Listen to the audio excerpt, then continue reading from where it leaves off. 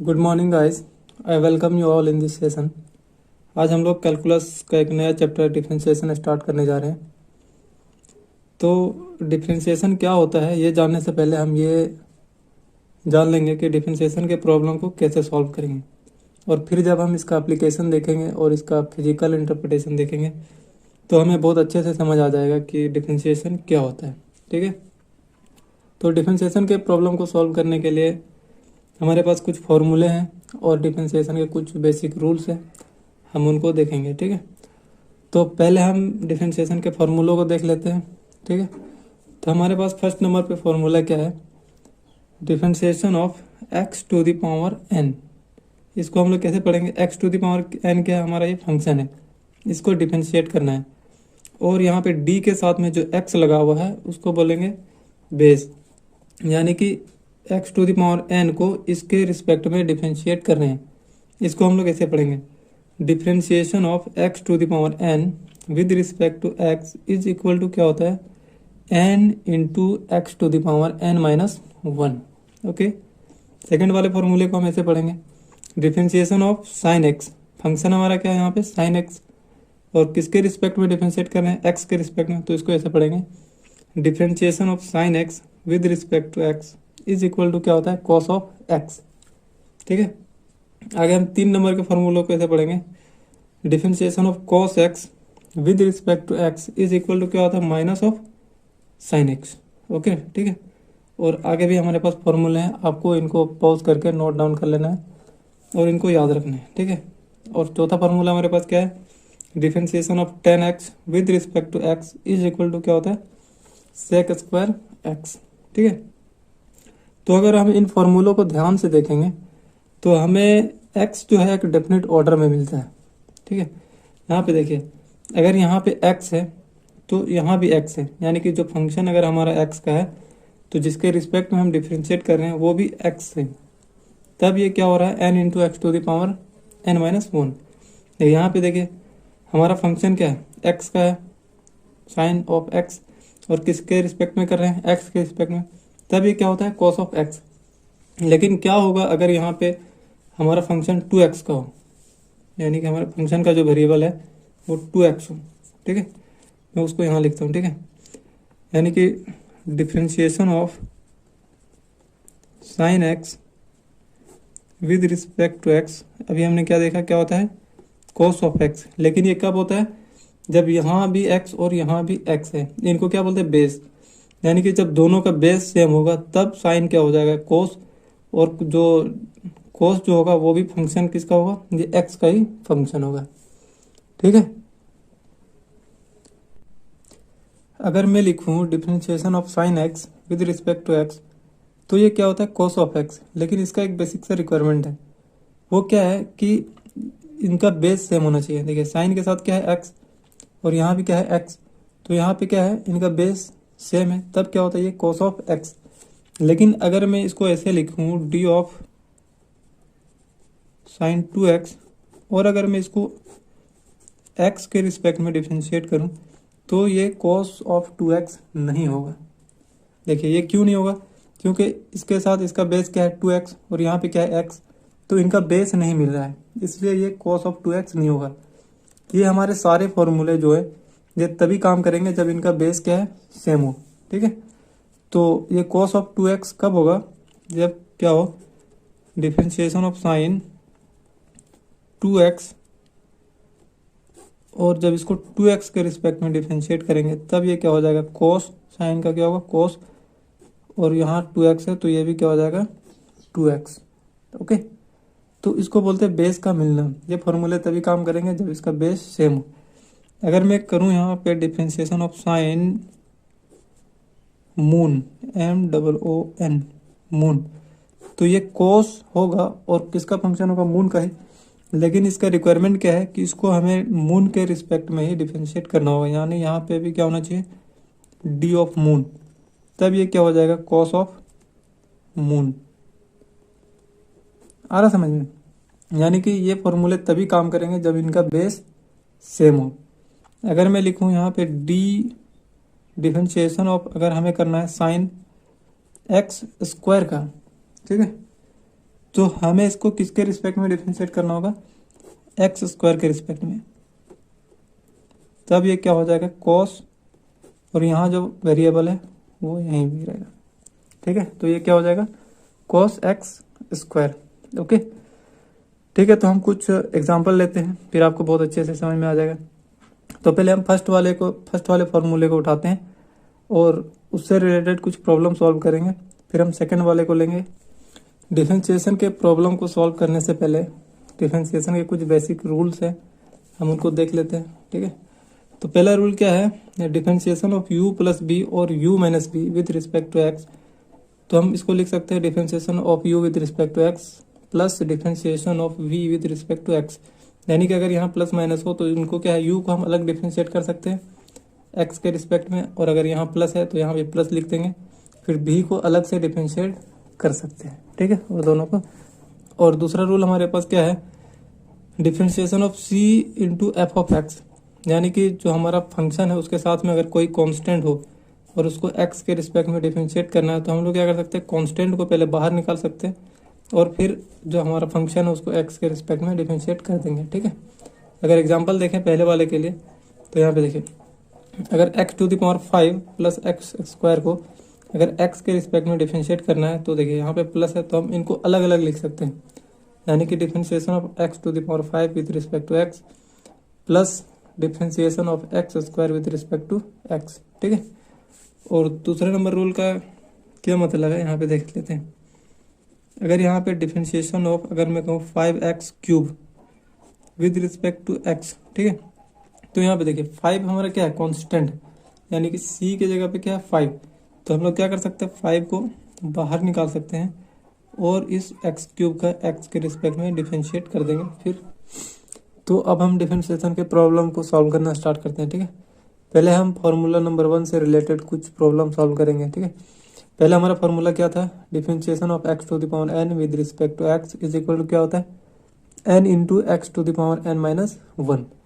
और इसका बेसिक से रिक्वायरमेंट क्या था, सिर्फ बेस सेम होना चाहिए। यानी कि अगर यहाँ x है तो यहाँ भी x होना चाहिए, अगर यहाँ 2x है तो यहाँ भी 2x होना चाहिए, फिर ये फॉर्मूला लग जाएगा। ठीक है, तो पहला हम एग्जांपल लेते हैं,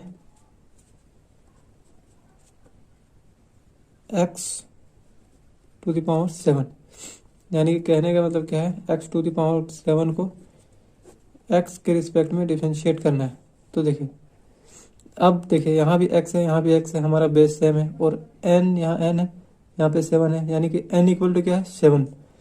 तो ये क्या हो जाएगा, फॉर्मूले में n into x to the power n minus 1, यानी कि 7 into x to the power 7 minus 1 है कि नहीं। और ये कितना हो जाएगा, 7 x to the power 7 minus 1 6। तो ये क्या हो जाएगा, 7 एक्स टू द पावर 6। ओके, अगर दूसरा प्रॉब्लम लूँ, differentiation of x to the power 5 with respect to x, ये कितना हो जाएगा, n क्या है 5, यानी कि 5 into x to the power 5 minus 1, यानी कि 5 एक्स टू द पावर 4 है कि नहीं। अगर तीसरा प्रॉब्लम लूँ, तीसरा नंबर में क्या है, differentiation of x to the power minus 6 with respect to x. अब देखिए बेस यहाँ भी x है, यहाँ भी x, बेस हमारा सेम है, तो ये डिफरेंशिएट हो जाएगा। और n की जगह पे क्या है, n इक्वल टू माइनस 6, तो ये क्या हो जाएगा n, यानी कि minus 6 into x to the power n minus 1, यानी कि माइनस 6 और माइनस 1।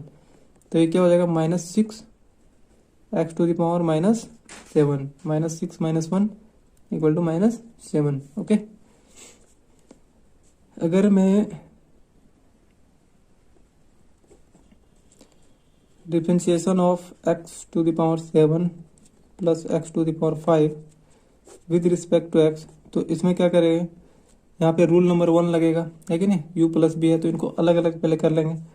तो ये क्या हो जाएगा, differentiation of x to the power 7 with respect to x plus differentiation of x to the power 5 with respect to x.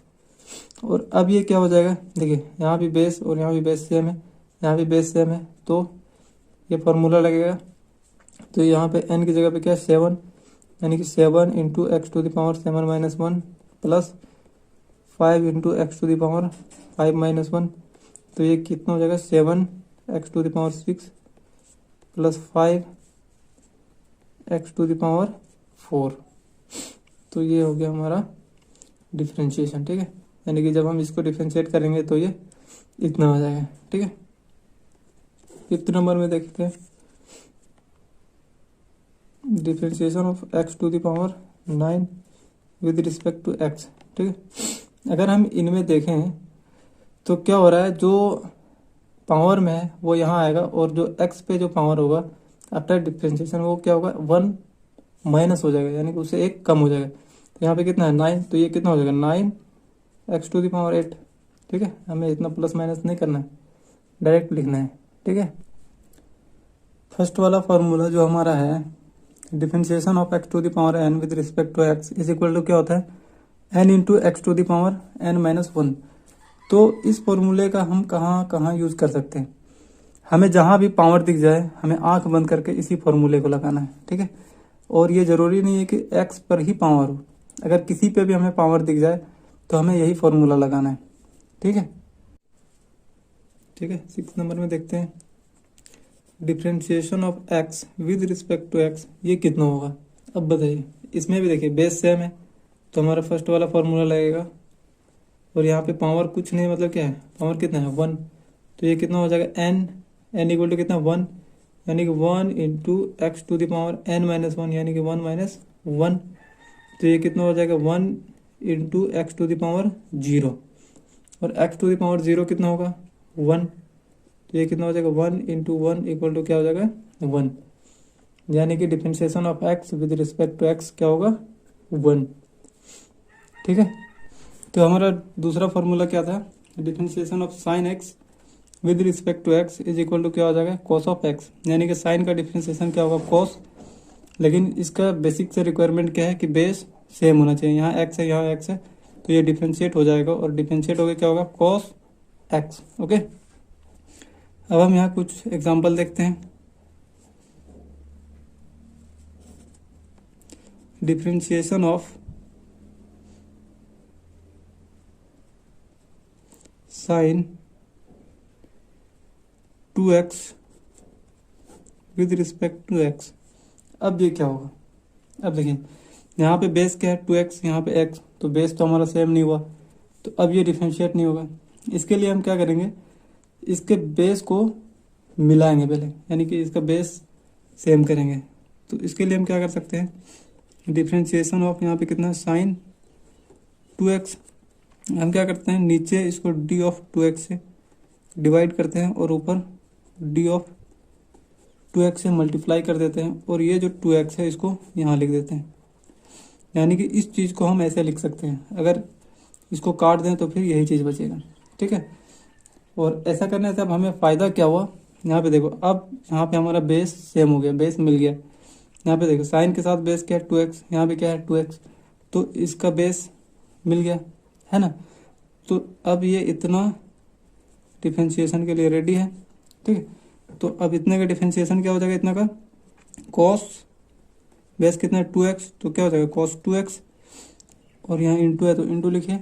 अब देखिए ये 2 जो हमारा है x के साथ में क्या है, ये कांस्टेंट है, तो 2 को हम लोग बाहर निकाल सकते हैं और इसको ऐसे लिख देंगे dx बाई dx, तो ये क्या हो जाएगा cos 2x into 2 into D x का डिफरेंशिएशन कितना होता है 1, अभी हमने देखा, तो ये कितना हो जाएगा 2 इंटू 1, तो ये क्या हो गया 2 इंटू कॉस 2x, है। इसका मतलब क्या हुआ, differentiation of sine 2x with respect to x कितना होता है 2 इंटू कॉस 2x, ओके। अगर मैं एक और एग्जांपल लूँ यहाँ पे,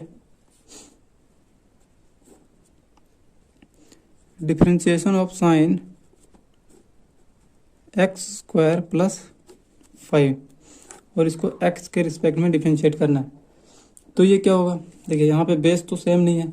अगर ये ऐसे रहता differentiation of sine x square plus 5, अगर इसको हमें एक्स स्क्वायर प्लस 5 के रिस्पेक्ट में ही डिफरेंशिएट करना होता तो फिर तो ये इजीली कितना हो जाता, cos of x square plus 5।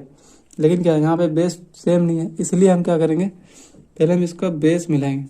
तो इसके लिए हमें क्या करना होगा, differentiation of sine x square plus 5, यहाँ पे क्या करो, D of x square plus 5 से इसको डिवाइड कर दो, और यहाँ पे D of x square plus 5 से मल्टीप्लाई कर दो, और इस डी एक्स को हम लोग यहाँ लिख देते हैं। ठीक है, तो इसको हम लोग ऐसे लिख सकते हैं, और इसी को क्या बोलते हैं, चेन रूल। ठीक है, इस तरह से लिखने का जो तरीका है, ये जो रूल है, इसको हम लोग क्या बोलेंगे, चेन रूल। ठीक है, तो अब देखिए इसका और इसका बेस सेम हो गया, तो ये अब डिफरेंशिएट हो जाएगा। तो ये कितना हो जाएगा, कॉस ऑफ बेस यानी कि एक्स स्क्वायर प्लस 5, और यहाँ इंटू है तो इंटू रहने दीजिए। अब देखिए यहाँ पे प्लस है, तो पहला वाला रूल लगा के क्या हम इसको ऐसे लिख सकते हैं, differentiation of x square with respect to x plus differentiation of 5 with respect to x. ठीक है, तो एक्स स्क्वायर का कितना हो जाएगा, यहाँ पे पावर है मतलब फर्स्ट वाला फार्मूला लगाना है। मैंने बताया जहाँ भी पावर दिख जाए हमें आंख बंद करके फर्स्ट वाला फार्मूला ही लगाना है, और किसी पे भी पावर दिख जाए। तो ये तो डिफरेंशिएट हो चुका है, ये कितना हो जाएगा, कॉस एक्स स्क्वायर प्लस 5, और इसका क्या हो जाएगा, n into x to the power n minus 1। यहाँ पे n इक्वल टू कितना है, 2, यानी कि 2 into x to the power 2 minus 1, और यहाँ प्लस को प्लस लिखेंगे। ठीक है, और कांस्टेंट का डिफरेंशिएशन क्या होता है, 0, ये याद रख लो, कांस्टेंट का डिफरेंशिएशन 0। और ये 0 क्यों होता है इसको हम अभी देख लेंगे। ठीक है, तो ये हो गया। अब हम इसको क्या लिख सकते हैं, कॉस एक्स स्क्वायर प्लस 5, और ये कितना हो जाएगा, 2 माइनस 1, इस पे पावर 1, तो ये कितना हो जाएगा, 2x, यानी कि ये कितना निकला, 2x cos x square plus 5। Okay, तो अभी हमने यहाँ देखा कि डिफरेंशिएशन कांस्टेंट का क्या हो जाता है, 0।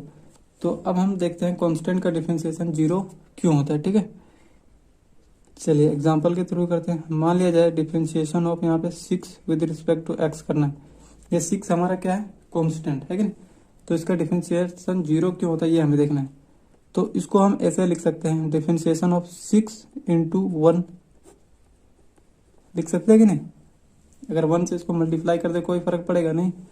अब क्या हम इसको ऐसे भी लिख सकते हैं, डिफरेंशिएशन ऑफ 6 इंटू 1 को हम लोग लिख सकते हैं एक्स टू द पावर 0 लिख सकते हैं कि नहीं। किसी पे पावर 0 कितना होता है, 1, तो 1 को हम लोग एक्स टू द पावर 0 लिख सकते हैं, और नीचे dx है तो dx रहने दीजिए। अब देखिए अब यहाँ अब 6 क्या हो गया, कांस्टेंट, तो ये बाहर आएगा। तो सेकंड नंबर फॉर्मूले से हम लोग इसको ऐसे लिखेंगे, 6 into differentiation of x to the power 0 by dx। और मैंने कहा क्या बताया, जहाँ भी पावर दिख जाए हमें फर्स्ट वाला फॉर्मूला लगाना है, यानी कि differentiation of x to the power n with respect to x वाला। ठीक है, तो ये क्या हो जाएगा, 6, ये तो कांस्टेंट, इसको बाहर रहने दीजिए, इंटू n इक्वल टू क्या, 0, तो ये क्या हो जाएगा, 0 into x to the power क्या होगा, 0 माइनस 1। ठीक है, और ये क्या हो जाएगा, 6 इंटू, और जब कोई भी चीज़ 0 से इंटू हो तो ये पूरा चीज़ क्या हो जाता है, 0, तो ये पूरा क्या हो जाएगा, 0।